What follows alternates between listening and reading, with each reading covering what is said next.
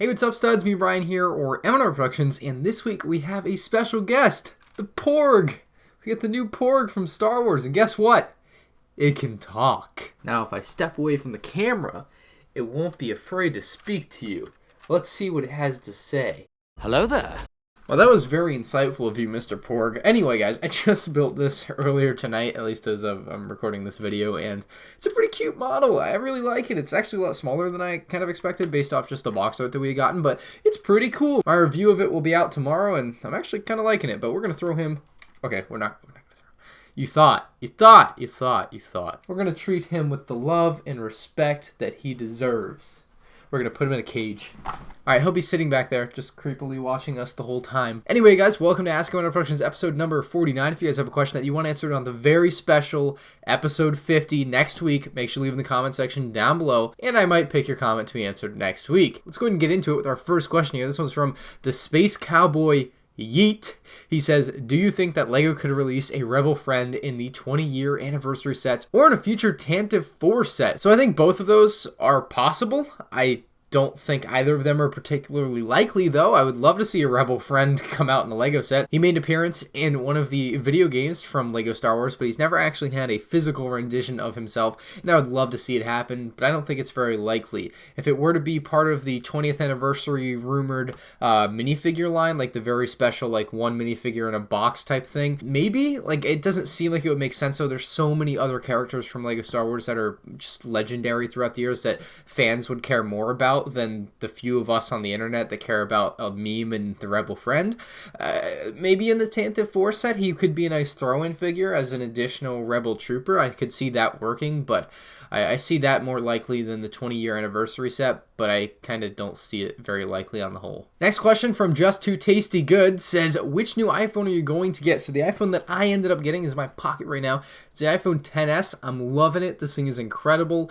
It's fast. It looks really, really good. This thing also has an incredible camera, which I love using for videos. Like my reviews, I think look really good now. It also has a really good microphone with stereo audio, so that provides much better audio for my videos as well, which I think some of you guys may notice in the near future as you start watching more of my newer videos that I film with this as opposed to this, the iPhone 7, which I really like, but obviously a little outdated now. And here you have the two of them. I could not go back. If I had to, I would be a little bit distraught. Like the full screen of the iPhone 10 is pretty crazy. So I love that. I'm so used to it now after, like, it's been like 10 days I've had this thing. I like the, now it doesn't want to work, right? Yeah, there we go. I like the 3D touch wallpaper, but I don't use it that often. It's just a nice little gimmick, I guess. But yeah, iPhone 10, incredible piece of work here. Loving it, loving the camera. You guys are going to love what videos I'm going to be able to produce with this thing, hopefully. It's better than the iPhone 7, and that's all you can ask for. Brabrick says, what do Gungans keep things in? And the answer to that is Jar Jars. Dude, Star Wars, Disney, if Disney can find a way to kill Jar Jar Binks, just to, like, the fans rejoice. Unfortunately, it can't happen in the Return of the Clone Wars because Jar Jar was in episode 3, but maybe in the live action series that Disney is supposed to be doing that takes place between episode 6 and 7, you could find an old decrepit Jar Jar. They could do like a little subplot with that, and Jar Jar dies. And it's not a heroic death like Yoda or like Obi-Wan, or, you know, it's not like a, you know, a death where he shares some type of wisdom. It is like Jar Jar just... he gets cut, he gets dead, and nobody cares. That's supposed to be the point. If Disney finds a way to kill Jar Jar, they might make up for what some people consider to be the worst Star Wars film ever in The Last Jedi. I completely disagree with that statement, but some people might consider Disney forgiven if they were to find a way to kill Jar Jar. Maybe if they killed Rose at the same time. Could you imagine? Oh my god, please make it happen. Wawa is weird Lego 55T. Man, you guys have some weird names. Says, does Disney profit off Lego Star Wars? Yes, Disney does profit off Lego Star Wars. Of course they do. They make money off of everything Star Wars you see because they own it. You see, back before Disney bought Star Wars, the boxes looked like this. And maybe you don't see the difference here. Mainly the Disney logo would typically be found down here on the newer boxes, and obviously that didn't happen because Lucasfilm didn't put their logo down there, but they were still making money from the LEGO Star Wars sets. But when Disney bought LEGO Star Wars, or Star Wars in general, and that also included the LEGO Star Wars license, started putting their logo down there, and they are making a royalty off of these sets. I don't know what the percentage is, or if there's like a flat amount of money LEGO pays Disney every year. It's not really out there how it works or how much the percentage or whatever it is, but Disney makes some money off it, and it's probably a pretty penny. I wouldn't be surprised if Disney's getting like 10% per set or something. I have no idea what would be reasonable, but that sounds like a number they could command. The Hobgoblin says, do you ever think they will make another Death Star 2? Yeah, I think they will. Like, at some point they have to, right? Like, it's just such a popular ship or planet, or it's a popular thing. We're gonna call it a thing because it's not like a ship. A ship would be like an X-wing, but it's a Death Star. That's what it is. It's a moon. That's no moon. Anyway, yeah, I think that at some point they'll make one. I don't know when, but I would love to see it happen. I would buy it. Bricklayer says, what Lego set would ruin Lego? Well, there's a few offensive ones out there. If you look up like offensive Lego sets on Google, you're gonna find some pretty bad ones. I'll throw some lesser bad ones up here, I guess, but there's some even worse ones than this, and it's hard to say. Lego would obviously never release something like these, but if they were to release them, that's how they would. That's the set that would ruin Lego. What Lego's doing now, nothing they release is going to ruin Lego. Like, nothing's going to make them bankrupt. Nothing's going to make the public go completely crazy and hate them.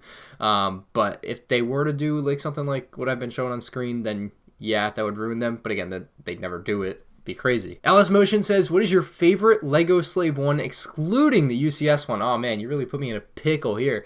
I'm really liking the one from the new Cloud City. I really like that one, but I don't think it's going to be my favorite. I think my favorite, just because of the nostalgia with it, is going to be the 2006 version. I just so vividly remember getting this at Toys R Us in 2006, like after a baseball practice in the fall. Like, that was a thing. And then I think there were also like cool TV commercials for this, but I also might be mixing that up with the Star Destroyer from 2006, although it might have been both. The fate of the galaxy is now in your hands. With the new LEGO Star Wars Slave 1, you can load Captain Solo, arm your weapon systems, man the cockpit, and take off with the most feared ship in the galaxy. But watch out for rebel ships. No matter the enemy, no matter the firepower, you control the action. With the new LEGO Star Wars collection, each set sold separately. Like, I just have a nostalgic love for this particular set. The Slave 1 from 2006 is really cool. I don't even know if the color scheme is particularly accurate because they completely changed the color scheme in the newer sets, but for the time, it was pretty cool. And it had this giant, like, spring... Okay, didn't mean to shoot it out, but it had this giant spring thing with a rubber, like, a semi-sphere, I guess, on the end. It's like half of a sphere. And it just, like, I don't know, it worked really well, and you could hit yourself with it. I remember shooting at things with this, but they don't usually include these in sets anymore, which is kind of sad. I liked them. They made them thinner so they could go farther, I guess. And I don't know, it just had a lot of cool features. It had a lot of good figures. Dengar, Boba Fett, you got the Bestman Guard, and like IG-88. So you got 4 really cool figures, and just a generally really good-looking set for the time. So I'm going to go with this one for my favorite Slave 1, especially if you say I can't pick that one.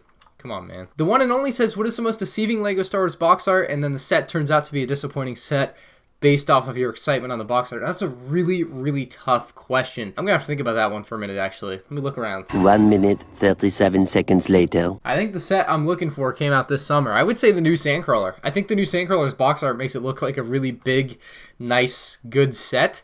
And then when you build that thing, it is not big at all. Like, it's like really tiny. You can see it on my shelf back there. Like, it's tiny. You can barely see it. But it's there. You can see these other Sandcrawlers over there a lot better. I don't know. The new Sandcrawlers box art is really tricky. Like, I remember when the leaked pictures came out, and I was like, oh yeah, it's gonna be a good set, whatever. But no, I was wrong. That set is 1 thumbs down. No, that's 2 thumbs down. I'd give it more if I had more. Crazy Guy 910 says, oh, I have a question. What's the most underrated Lego set? I think I've done a video of like most underrated Lego Star Wars sets, but most underrated Lego set in general. That's a really tough question. Particularly one that I personally underrate is like the Space Shuttle set from like 2010. I always wish I had bought that one, and I think it's I think a lot of people don't realize that set really even exists, and I just think it's a really cool one for the time. Obviously, I have the new Saturn V, which is a really good rocket ship, but the Space Shuttle is just also really cool as well because it also has the giant fuel tank that you can attach to the back of it, so I really liked it for that fact as well. All Luck says, what's your opinion on the CWL going 5v5? My opinion is,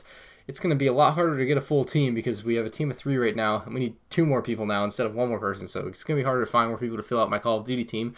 But on the other hand, I think it could play really well. Treyarch and Activision or whatever seem to be very confident that they've built the game very nicely to work with 5v5, so I'm excited for that, and I'll be playing that at MandRproductions games for any of you guys that care. Oscar says, did you fix your sleeping schedule? I tried. I kind of fixed it, and then it's off and on. I pulled an all-nighter and got through, and then tried to flip my thing, and none of it's working. I don't know. It doesn't really, my sleep schedule doesn't matter. As long as I'm awake by like noon, I'm all right.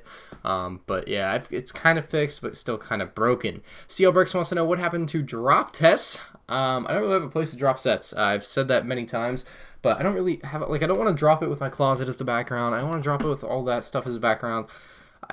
I liked it the way I had it in like 2012. It's pretty crazy. It's 2018 now. So I could check my watch to check the year, and the year's not even on there, so I don't know why I did that.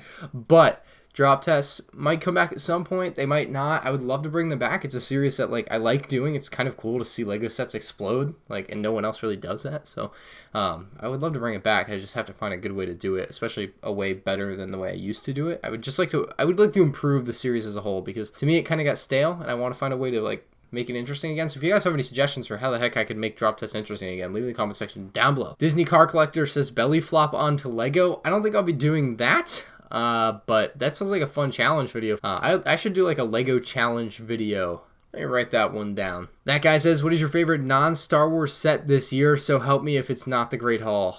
Man, you're gonna be disappointed, because my favorite non-Star Wars set, I think, for this year is the roller coaster. Like, that's something Lego had never done before. They really went outside the box. They did a great, incredibly gorgeous big model with the red rails. I think was a nice color choice. Really contrasts well with the white support beams. So I think the roller coaster is going to be my favorite set of 2018 that isn't a Star Wars set. I don't know what else I really, really love. Maybe the Harry Potter train, but I haven't even touched that one that much since I bought it.